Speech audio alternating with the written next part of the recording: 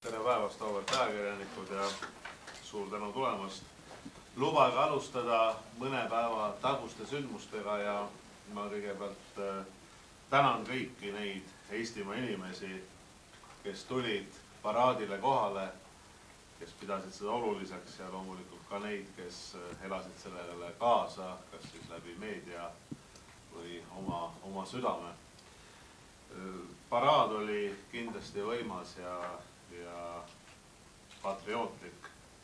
Võib-olla, mida ma olen kuulnud mõningatelt oma tuttavatelt paraadi osas, et mida järgnevatel aastatel võiks kaaluda tõsiselt, on just paraadi nähtavus ja kuidas paraadiga nii saab ka kuulda ja näha paraadi, et võib-olla neid lahendusi tuleb siis tulevikus natuke parandada. Aga kindlasti ma väga tänan ja tunnustan Kaitseväge ja kindral Terrast väärika iseseisvuse paraadi korraldamise eest. Siis see oli ka ajalooline. Esmakordselt oli Eesti iseseisvusparaadil tank USA-st, Abrams, ja esimest korda juhtis paraadi täiskindral, nii et need on kindlasti olulised märksõnad. Nüüd paar sõna ka Eesti majandusest ja majanduskriisiga seotud teemadest, mis on siis 2008-2009 aastate osas. Kui me vaatame nüüd eelmisel aastal või mis sai alguses, ütleme 2008-2009, kui me vaatame nüüd viimaseid prognoose, siis loomulikult see tendents, mis näitas 2016. aasta 4. kvartal, et majanduskasv oli siis 2,7%-ni kiirenes ja eelmise aasta keskmine 1,6%, et see tendents viimases kvartalis on kindlasti hea. Ta loob eeldused kiiremaks majanduskasvuks ka järgnevatel perioodidel ja sealhulgas ka sellel aastal. Mis on positiivne veel, et viimases kvartalis on välja toodud, et kasvasid mitmed majandusharud, mitte ainult üksikud. Ja kindlasti toon ka selle välja, et valitsus läbi oma töö, nii palju kui on meil võimalus Eesti ettevõtluskeskkonda, majanduskeskkonda parandada, teeb kõik selleks, et meie majanduskeskkonda elavdada. Olgu selleks siis erinevad investeeringud taristusse, olgu selleks kaitseinvesteeringud, elamufondi investeeringud, linnahalli korda tegemine või kiirem internetiühendus. Nüüd ei saa üle ega ümber siin mõni päev tagasi Euroopa Komisjoni poolt välja tulnud raporti osas, mis räägib Eesti ebavõrdsusest ja vaesusest ja räägib sellest, mis on need probleemid. Kui me vaatame seda, mis on see suhteline vaesuse määr Eestis 2010 ja 2015, siis kui ta 2010 oli 15,8%, siis kahjuks on ta tõusnud 2015. aastal 21,6%. Kui me vaatame suhtelise vaesuse ja sotsiaalse tõrjutuse määra, siis see on samamoodi kahjuks tõusnud. 2010 oli ta 21,7% ja 2015 24,2%. Ja võib-olla üks näide või üks indikaator veel kindlasti linna ja maaelanike sissetuleku erinevus on siis ka kasvanud. 2013 oli ta 37 eurot, siis täna või 2015 on ta 63 eurot.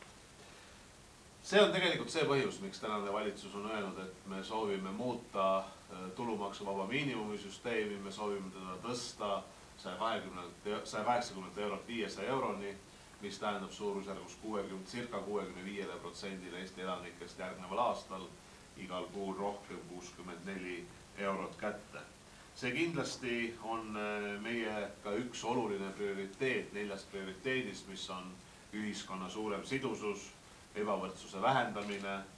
Siinjuures ma kindlasti tänan ka sotsiaalkaitseminister Kaia Iva, kes on välja tulnud vähemalt 2 suure olulise muutusega, et seda ebavõrdsust Eesti ühiskonnas vähendada, olgu selleks pensionireform või täna kabinetis arutelu all olnud vanemahüvitise paindlikumaks muutmine, kus näiteks emad saavad kiiremini tööjõuturule tagasi tulla ja sellest kindlasti ka Kaia tänasel pressikonverentsil pikemalt räägib. Mul oli suur au külastada mõni päev tagasi Kaitseväe peastaapi ja ka Miinisadamat ja Miinisadamat eeskätt just ka selles osas, et mulle meenusid teatud otsused Tallinna linna valitsuse aegades 2006. aastal, kui oli suur vaidlus Tallinna linna ja riigi vahel, et ikka kas Miinisadama ehitusluba välja anda või mitte, siis nii sai otsustatud ja loomulikult see investeering on olnud väga oluline ja oli ka kohtumine siis Eesti mereväe lipulaeva admiral Cowen'i peal. Tänan head ajakirjanikud, kindlasti ka tänu koostöös teiega selle valitsuses 99. tööpäev ja lubage mul kasutada seda võimalust siin teie ees ja homme teid kõiki paluda siis kell 12.15 toimuvale pressikonverentsile, mis toimub siin Stenbocki majas. Nüüd valitsuse istungil oli 13 päevakorrapunkti, nende osas 12. me langetasime otsuse ja 13. päevakorrapunkti juurde tuleme siis õhtusel kabineti nõupidamisel tagasi. Kindlasti üks teema, mida samuti sotsiaalkaitseminister Kaia Iva täna käsitleb, on seotud ka matusetoetuse rahaga ja kohalike omavalitsuste siis ülesandega. On ju otsus tehtud, et universaalne matusetoetus 250 eurole taastatakse ja see on siis eelarveliselt suurusjärgus 4 miljonit eurot ja see käib see hakkab kehtima siis 1. jaanuarist 2018. Valitsus kinnitas täna ka põhikoolide investeeringute kava suurusjärgus 55 miljonit ja see puudutab siis 22 omavalitsust. Samuti otsustasime luua omandireformi lahendamiseks vastava siis komisjoni ja siseministri ettepanekul kiitsime heaks 40 Eesti kodanikule kodakondsuse andmise. Need on lühidalt kõik. Aitäh teile! Aitäh ja tere päevast! Kuna peaminister peatus raportil, mis näitab Eesti riigi olukorda võrreldes teiste riikidega vaesuse ja ebavõrdsuse koha pealt, siis mõned märksõnad ka, mis siis on tehtud või mis siis on kavas selle olukorra parandamiseks.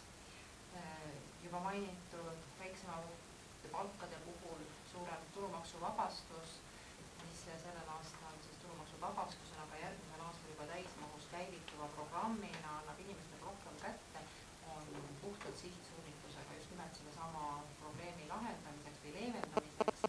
Nii et see, et järgmises aastas täiskujul rakendub, ma usun, et on oluline samm edasi. Teine pool on lastetoetused, mis on siin viimastel aastatel juba tõusnud, aga siis sellest suvest paljulapselised pered defineerimisest kolmandast lapsest või kolmelapselisest perest ja seejärel saab siis juba 300 eurot lisa täiendavat toetust, suurema pere puhul siis 400 eurot, jällegi täpselt selle sama sihtsuunitlusega. Pensionireform, mis kindlasti kõneainet pakub, mille ettevalmistamine vaatab küll ette, aga samamoodi selle sama teema peale ja kuigi siin jälle aeg-ajalt ka täna hommikul meediakajasuses kuidagi et pensionireform on ülmalt kiirustades tehtud, siis vastupidi, see on pika analüüsiga ei väsi ma rõhutamast ja eelnõu ettevalmistamine praegusel hetkel käib, nii et kindlasti läheme sellega edasi. Ja mis on praegusel hetkel kabinettides läbi analüüsimisel ettevalmistamisel ja toimetulekutoetuse muudatused, millega tahame kahte head asja korraga teha. Üks pool on see, et motiveerida inimestel ka tööle minema ja et siis paindlikult minna selle toetusega edasi, et ei langeks toetus kohe päeva pealt ära. Ehk et väikese palgaga tööle minemine tasuks ära. Ja teine pool tahame sihitada seal toimetulekutoetused rohkem ikkagi laste teemat ja üksikvanemate teemat, nii et nendele selle koha pealt ette panna. Aga nüüd siis selle 99 päeva juurde. 99 päeva siis valitsuse 100 päeva sisse, aga sai sotsiaalkaitseministrile ja meie ministeeriumi osakondadele antud 5 ülesannet ja tänase hommikupoolikuga saime ka need kõik teemad täidetud. Nii et kui meil oli ette nähtud 300 eurone toetus paljulapselistele, siis see oli juba jõustunud, seaduseks saanud. pensionireformi ettevalmistamine kabineti otsuse tasemel on ära otsustatud, samamoodi eripensionite kaotamine üleminekuajaga on juba kabinetis otsustatud ja kaks teemat oli siis tänasel päeval. Üks siis seaduseelnõuna, see oli matusetoetuste uuesti rakendamine ja nii nagu mainitud, on planeeritud järgmisest aastaks selle jaoks 4 miljonit eurot. Kui praegusel hetkel matusetoetus on ette nähtud toimetulekutoetuse saajatele ja juba omasteta lahkunutele, siis nüüd kohalikele omavalitsustele raha eraldatakse. Kohalik omavalitsus saab mõistagi teha seda paindlikult ja oma reeglite järgi ja küll selle arvestusega eraldatakse raha, et iga matuse kohta, iga lahkunu kohta on arvestuslikult 250 eurot ja see siis osakaaluga siis elanikkonna vanuselise koosseisu järgi kohalikus omavalitsuses. Aga põhiline ja see kõige tähtsam asi, mis tänasel ennelõunasel ajal oli arutusel minu vaatepunktist lähtudes, oli vanemapuhkuse ja vanemahüvitise paindlikumaks muutmine. Ja siin kabinet langetas oma põhimõttelised otsused, kuidas edasi minna. Kuna hakkame nüüd eelnõu ette valmistama, siis mõistagi on siin jällegi palju analüüsimist ja palju arutelusid veel ees, aga mis siis selle sisu on?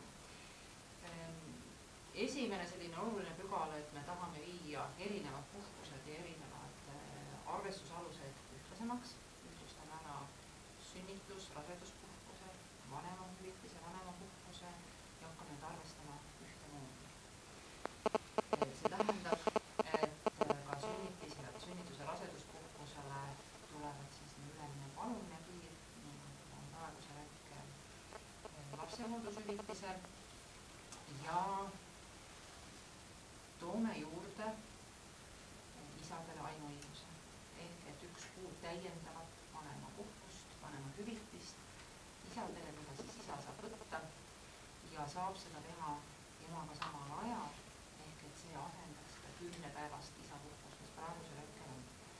Ja selle muudatusega annaksime ka lahenduse sellele, mida siin oli viimastel päevadel ka meedias lugeda, kus oli juhatuse liikmed, viied vabajuhatuse esindajad, isad, et meil ei ole võimalust praegu sellele isapuhkusele, siis tulevikus käsitletakse ja vaadatakse kõiki isasid ühtemoodi ja kõik isad saavad ühtemoodi panustada ka puhkuse ja lapse hooldamise kaudu oma pereelusse. Nii et tahame siis jõuda nii kaugele, et isad panustaksid ja neil oleks motivatsiooni panustada hoolduskoormusesse ja laste kasvatamisse rohkem. Loodame, et sellest on terve pere õnnelikud, lapsed tervemad ja siis tulevikus ka rohkem lapsi peredes. Nüüd paindlikkuse poole pealt veel vanemapuhkust ja vanemahüvitist. Ka hüvitist on siis edaspidi võimalik võtta neile 3 aasta jooksul. Summa summarum ei lähe seda rohkemaks, aga on võimalik tulevikus siis peatada hüvitise maksmist ja võib-olla osaleda mõnes olulises projektis või hooajalises töös ja pärast seda jätkata. Ja jäi ka mulle kui ministrile kabinetist ülesanne vaadata neid paindlikkuse võimalusi veidi üle, et kas siin on mingeid häid pügalaid veel. Nüüd, millest me siiski täielikult ei loobunud, kaalusime erinevaid variante, ei loobunud sellest, et mõningane piirang jääb töötamise ja hüvitise saamise koosmõjus. Ja panime kirja siis sellise pügala, et kui inimese palk, ema või isa palk, kes saab hüvitist, on rohkem kui 1,5-kordne keskmine, siis alates sealt maalt hakkab mõningane hüvitis vähendama. Ja see keskmist arvutame siis Sotsiaalkindlustusameti poolt arvutatud üle-eelmise aasta keskmise palga järgi. Sama numbri järgi, mis on ka praegusel hetkel hüvitise piirmäära arvutamisel 3 korda, et nad oleks ühesugustel alustel. Ja jälle samamoodi seda ei saa langetada hüvitist alla poole inimese hüvitisele või ka alla määra, siin on palju numbreid nagu ka praegusel hetkel, aga on oluline paindlikkuse samm siis juurde antud, et emadel, kes tahaksid osaleda tööturul, samal ajal nad kodus on, et see võimalus oleks ja neid piirangud oleks palju vähem. Ja järgmistes sellesama teema plokkidest siis jäid täiel määral nõnda, nagu siin me kuu aega tagasi rääkisime, et tasulised vanemapuhkuse päevad teeme pisut ümber ja mitte nõnda, et ema isa peaks vaidlema, kes neid saab võtta, vaid ongi iga lapse pealt mõlemale vanemale 10 päeva selles perioodis, kuni laps on teekast kuni 8 aastani. Nii et ka selle teeme natuke lihtsamaks ja sealne puhkuse määr läheb poolele palgale, et jälle oleks see motivatsioon seda puhkuse aega ikkagi välja võtta ja lastega koos veeta. Ja viimane pügal ühtlustame lapsendamispuhkuse samasuguseks nagu praegusel vanemapuhkus, ehk et seda on võimalik vanemate vahel jagada, seda on võimalik katkestada ja laiendama seda hoolduslepinguga peredes olevatele lastele, nende kasvatamisele, nende tervetulekul. Nii et üsna palju muudatusi ikka selleks, et oleks parem, vanematel ja peredel rohkem otsustusõigust, emadel paindlikum võimalus tööle minna ja et isasid kutsume ka rohkem koju ja laste juurde. Oleme kokku leppinud sügiseks, saame eelnõu valmis, loodame, et jõuame siin kõik konsultatsioonid ära pidada, arutelud maha pidada ja kõikide tarkade nõud ja ettepanekutega arvestada.